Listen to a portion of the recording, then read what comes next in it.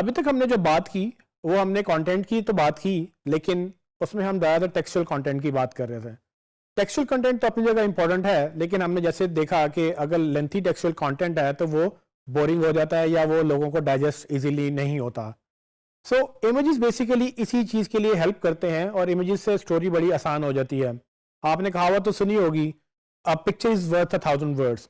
सो ये कोई बिला वजह ऐसे ही कहावत ही बन जाती, असल में ये बिल्कुल फैक्ट है। सो मिसाल के तौर पे अगर मैं आपको ये कहूँ कि एक सैमसंग का एक नया मोबाइल आया है जिसका नाम गैलेक्सी नोट 9 है और उसके ये फीचर्स हैं, उसका कैमरा बहुत अच्छा है और उसका डिज़ाइन बहुत अच्छा है, उसके साथ स्टाइलिश भी है।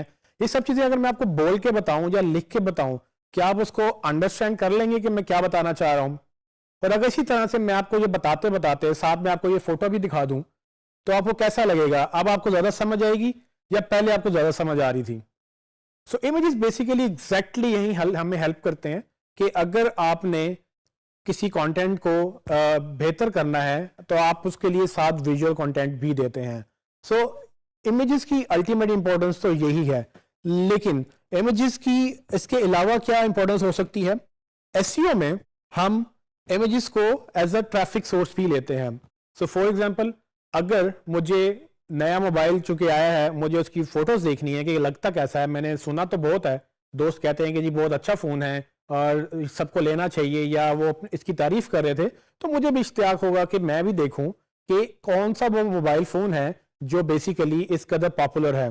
सो मैं क्या करूंगा, मैं गूगल पे जाऊंगा और मैं जाके वहां पर लिखूंगा कि सैमसंग गैलेक्सी नोट 9 के फोटोज दिखा दूं।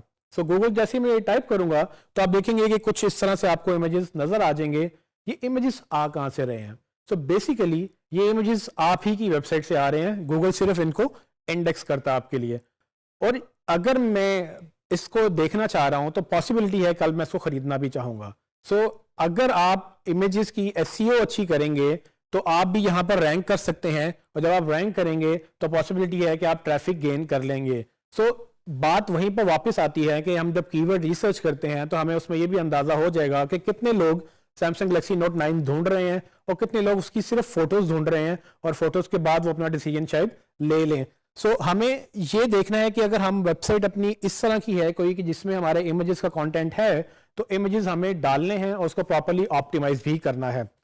जब बात होती है ऑप्टिमाइजेशन की, तो उसमें हम ये जरूर देखेंगे कि अगर हमने इमेजेस यूज करने हैं, पर उसको इस तरह से हमने नहीं यूज करना कि हम किसी के इमेजेस उठाएं और वापस उन्हीं को अपने कंटेंट बनाकर हम उसमें लगा दें।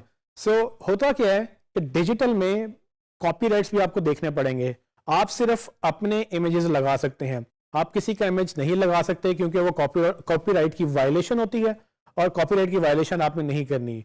आपको, अगर आप अपनी वेबसाइट पे काम कर रहे हैं तो आप खुद इमेजेस क्रिएट करें, अपने ग्राफिक डिजाइनर से करवाएं, या आप कोई फ्री टूल्स भी यूज कर सकते हैं जिनसे आप इमेजेस क्रिएट कर सकते हैं। अगर आप थोड़े प्रोफेशनल हैं, अगर आपको डिजाइन आता है या आपको टूल्स यूज करना आते हैं, तो आप एडोबी फोटोशॉप या इस तरह के दूसरे टूल्स यूज करके इमेजेस क्रिएट कर सकते हैं। लेकिन अगर आप फोटो इमेजेस हैं, मतलब कि आपने तस्वीर उतारी है किसी सीनरी की या किसी पर्सन की, तो आप अपने कैमरा से उतार सकते हैं ताकि आप किसी और की तस्वीरें लें। आप इंटरनेट से तस्वीरें ले सकते हैं अगर वो कॉपीराइटेड नहीं है। सो आपको जब गूगल में आप सर्च करते हैं तो आप इस तरह के इमेजेस ढूंढ लेंगे जहां पर वो आप लिखा होता है कि ये कॉपीराइट वायलेशन नहीं करते हैं। लेकिन बहुत सारी ऐसी वेबसाइट्स भी हैं जो आपको images, free to use images आपको अलाउ करती हैं। आप नेट पे जाएंगे तो आप इमेजेस सर्च करेंगे और उसमें देख लेंगे कि वो आपको किस तरह की कॉपीराइट अलाउ कर रहे हैं। सो मेक श्योर ये कर लें कि इमेजेस यूज करें। बहुत इंपॉर्टेंट है आपकी ना सिर्फ विजुअल अपील के लिए, आपकी वेबसाइट के कंटेंट के लिए, बल्कि गूगल से ट्रैफिक के लिए भी। लेकिन सिर्फ आपको ये देखना है कि वो कॉपीराइटेड नहीं होने चाहिए।